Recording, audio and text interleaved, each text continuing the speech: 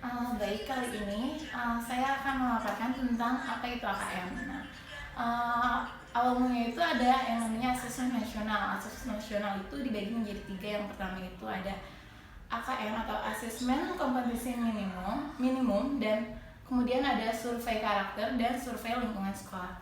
Nah, AKM itu sendiri itu mungkin banyak yang bilang itu pengganti UN.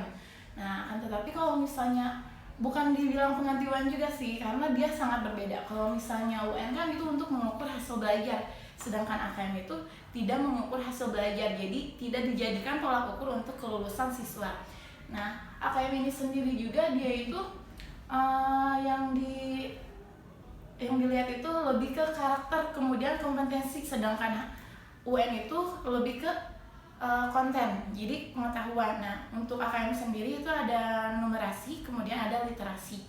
Nah, untuk numerasi biasanya mungkin mata pelajaran bahasa Indonesia, kemudian PPKN, agama. Kemudian kalau misalnya untuk numerasi itu lebih ke IPA, matematika.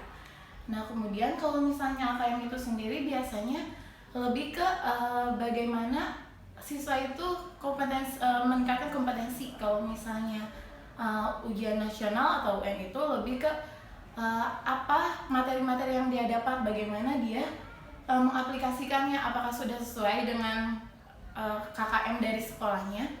Nah, kemudian kalau misalnya untuk AKM sendiri itu berbeda dengan UN. Kalau UN itu biasanya kan ujiannya untuk jenjang SD biasanya kelas 6 SD. Kalau misalnya SMP itu kelas 9, kalau SMA itu kelas 12. Sedangkan AKM sendiri dia itu jenjangnya itu di kelas 5, kemudian di SMP itu kelas 8, kemudian untuk di SMA itu kelas 11. Kenapa? Karena untuk mengetahui bagaimana perkembangan kompetensi di sekolah. Jadi kalau misalnya diambilnya dari kelas 9 mungkin sudah terlambat untuk melakukan evaluasi, tapi kalau misalnya diambilnya dari jenjang di bawah anak yang akan lulus itu akan ada perbaikan selanjutnya. Mungkin segitu yang bisa saya sampaikan. Assalamualaikum warahmatullahi wabarakatuh.